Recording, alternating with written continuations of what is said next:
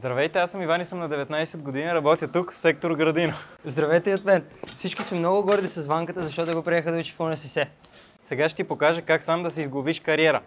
Ако си млад, енергичен, нямаш предишен опит, но искаш да съчетаваш работата с ученето, това е твоето място.